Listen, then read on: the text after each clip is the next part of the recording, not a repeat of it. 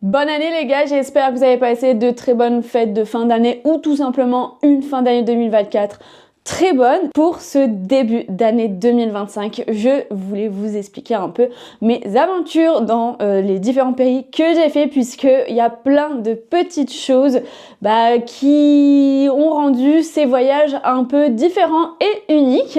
Et on commence tout de suite par la Thaïlande.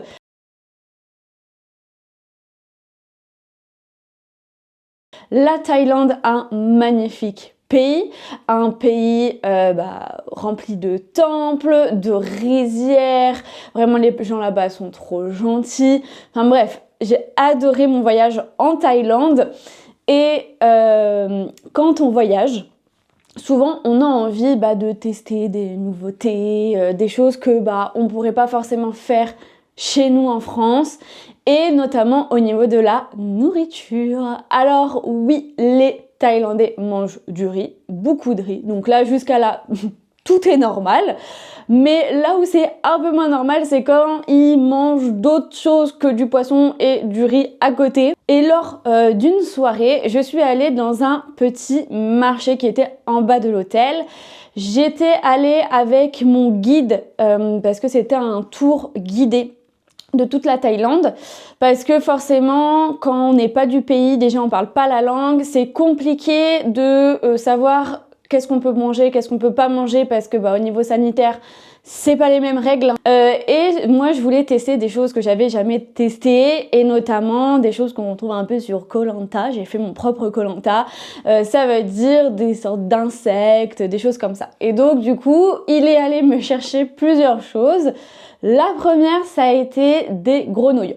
Jusqu'à là, vous allez me dire, normal, Léa, on en mange aussi en France, pourquoi tu es choquée? En France, quand on mange des grenouilles, généralement, c'est les pattes, les deux pattes de derrière qu'on mange avec un petit peu le corps. Elles sont dépiotées, elles sont nettoyées, elles sont imbibées dans de la sauce, etc. Là, c'était vraiment la grenouille de A à Z. Donc une petite grenouille, que ça, et qui était totalement frite. Donc vraiment c'est la grenouille qu'ils mettent dans la friteuse et qui la ressortent. Voilà.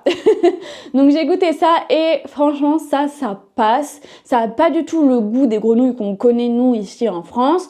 Mais c'est croustillant, c'est sec, enfin voilà, il n'y a pas trop de goût, c'est pas du tout le même goût que celle qu'on a en France, il y a moins de chair, c'est vraiment des toutes petites grenouilles, frites, ouais, une petite chips quoi on va dire.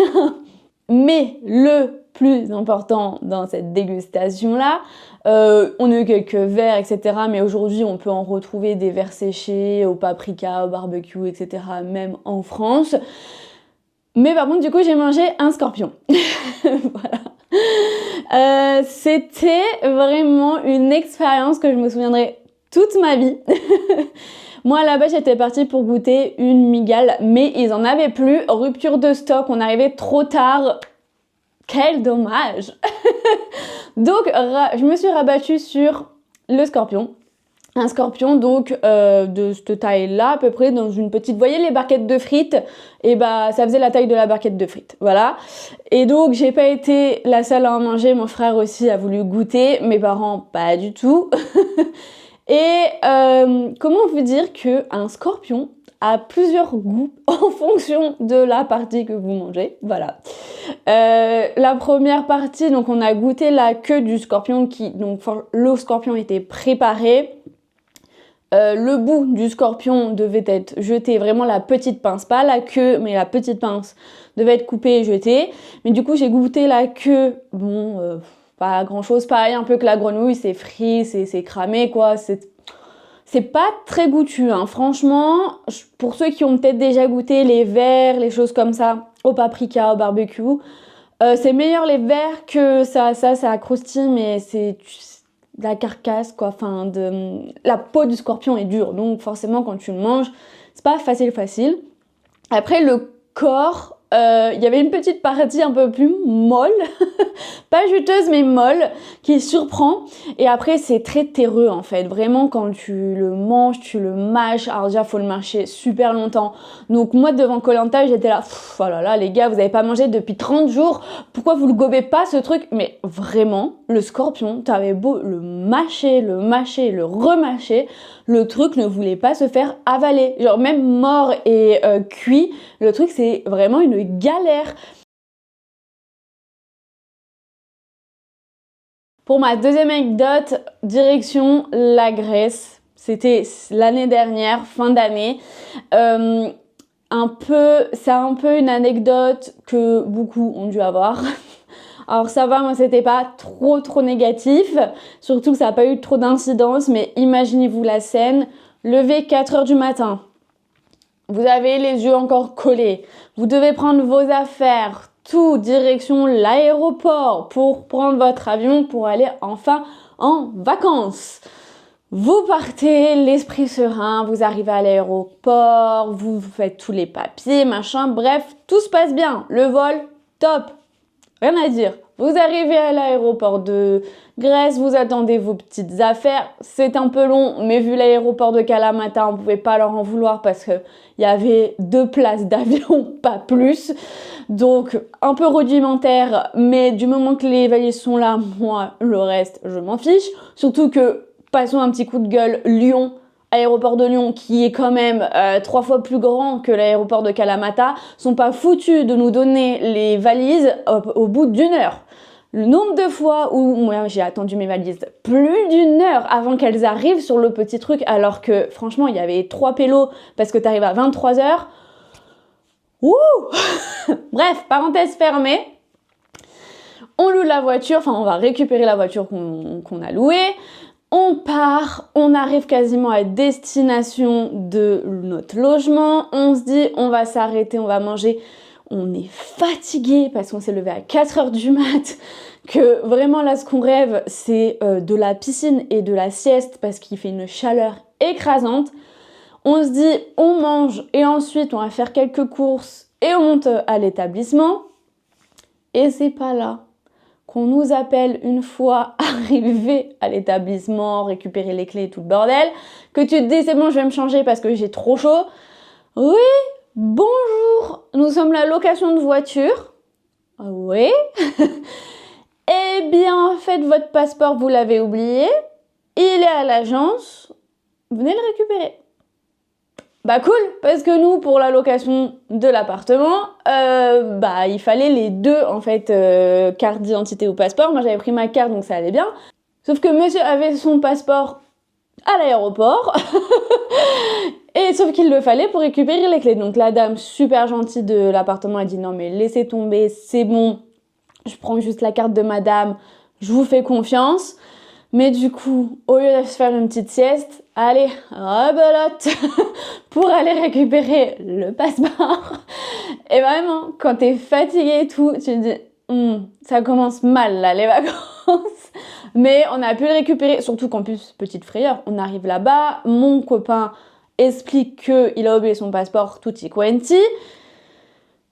Et ils lui disent, ah non, c'était une autre équipe, le gars lui dit « Ah non, moi j'ai pas eu l'information, on n'a pas votre passeport. » Comment ça, vous n'avez pas le passeport? Comment ça? Qui a volé le passeport? On était comme ça, on se disait mais en fait quelqu'un a pris le passeport de l'agence et ça se trouve, je sais pas, enfin on s'imagine le pire, il est en train de faire des faux papiers, il est en train de faire des choses avec l'identité de mon copain alors que ça va nous retomber dessus et vraiment on avait besoin de ses vacances, genre vraiment besoin de ses vacances. Mais au final, tout s'est bien passé puisqu'en fait le passeport n'avait pas été retiré du scanner.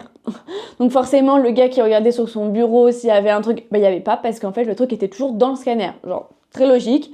Mais voilà, pour bien commencer les vacances, un petit oubli de passeport qui fait flipper tout le monde.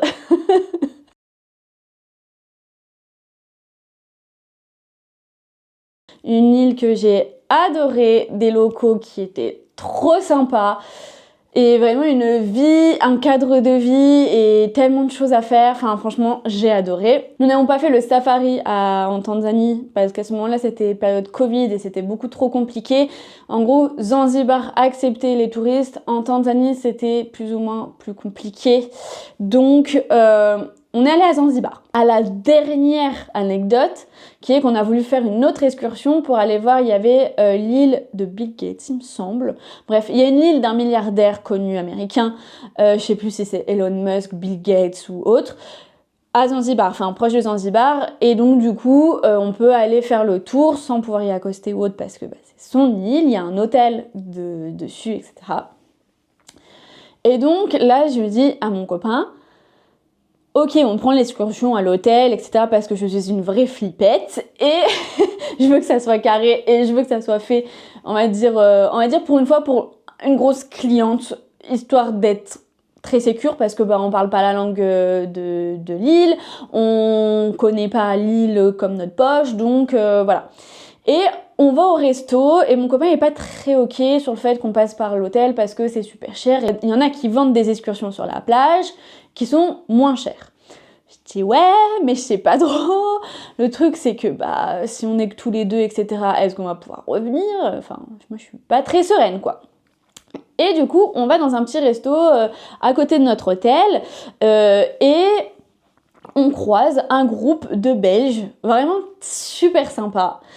Et on discute avec eux, etc. Et du coup, ils nous disent, nous on a fait du coup cette excursion-là avec deux locaux qui ont une barque et qui nous amènent, etc. Je dis, ouais, je sais pas trop. Bon, ils l'ont fait, mais eux, ils étaient 10. Donc je me dis, en fait, tu peux pas, comment dire, essayer d'arnaquer ou de mettre un coup de pression avec 10 personnes. En plus de ça, des mecs assez balèzes et ils étaient combien de papas? Je crois qu'ils étaient 4 papas, plus les femmes, etc. Voilà, genre, c'est pas juste deux petits Français qui sont là, tout jeunes, tout pimpants, quoi. Et mon copain me dit, non, on fait ça, le gars, on lui prend les coordonnées. Il me dit, t'inquiète pas, il va rien nous arriver, regarde, ils l'ont fait, etc. Bref, moi j'étais comme ça. Vraiment, j'étais comme ça. Je dis, mais oui, d'accord. Bon, allez, tu sais, soyons fous, de folie, prenons ce gars-là. Il leur écrit, on organise la sortie, et là, vraiment, je suis en mode flippette. On arrive, je vois deux gars, je me dis, ok, ils ont l'air cool, etc. Ils nous accueillent super bien, le feeling passe bien, mais je suis une flippette. Moi, je suis là avec ma GoPro, avec tout mon matos, mes masques, machin, nanana, et je me dis, mais en fait, j'ai peur, mais alors une peur inconsciente, hein, mais vraiment, j'ai été en mode, en fait, si là, on est en plein milieu de la mer, et qu'ils nous disent, on revient pas du moment que vous nous avez pas donné 10 000 euros, qu'est-ce qu'on fait? Ou tout votre liquide, parce que à Zanzibar, du coup, c'était mieux d'avoir du liquide, parce que c'est la carte, etc., c'est pas pris, même dans les hôtels, c'est très peu développé. Donc ils savent qu'on a du cash. Et donc je me dis, en fait, genre, ils vont nous laisser en plein milieu de la mer, en mode, vous nous donnez votre cash ou c'est mort. Et sauf que moi, mes économies, j'ai beau voyager à Zanzibar, j'ai pas non plus, je suis pas Crésus. Et donc forcément, n'étant pas milliardaire, moi, ça me fait peur parce que j'ai mis toutes mes économies de côté pour pouvoir faire ce voyage parce que j'en avais besoin, que j'étais dans une entreprise totalement toxique et que j'ai pleuré du sang pour avoir cet argent-là et pour pouvoir partir et me faire plaisir. Et là, je me dis, mais je ne sais pas trop si c'est une bonne idée. Et en fait, ça a été vraiment la meilleure décision de ma vie. Enfin, c'est pas moi qui ai pris la décision, donc la meilleure décision de mon copain parce que clairement, c'était trop bien. Y a rien eu de spécial, vraiment. Les gars, ils étaient comme ça. On revoit des dauphins. Et cette fois-ci, on les suit. On les suit, mais de loin, parce que pareil, les gars nous disent, nous, on ne s'approche pas parce qu'on veut pas qu'ils se fassent mal aux hélices. On veut qu'ils puissent pêcher s'ils mangent, etc. parce qu'ils connaissent très bien les fonds marins. Donc, ce qu'on va faire, c'est qu'on va les suivre, mais de loin. Et pareil, en fait, on les voit très bien. On n'a pas besoin d'être à 2 mm d'eux pour les voir. Et c'était vraiment un moment magnifique. Un des matelots qui nous accompagnait, en fait, il est pêcheur. heures le matin. Et du coup, il va super profond. Il nous a ramené des oursins, des étoiles de mer. Enfin, franchement, c'était trop bien. J'ai adoré ce moment-là. Et comme quoi, il y a des moments où quand on sent la chose, alors moi je la sentais pas du tout, hein, je vous dis, parce que je suis une flippette, mais mon copain sent toujours très bien les choses et ça a été la meilleure excursion de toute ma vie, alors que sur le départ, j'étais comme ça. Donc voilà, c'était un peu mes petites anecdotes de voyage. J'espère que ça vous a plu et on dit à la prochaine. Ciao!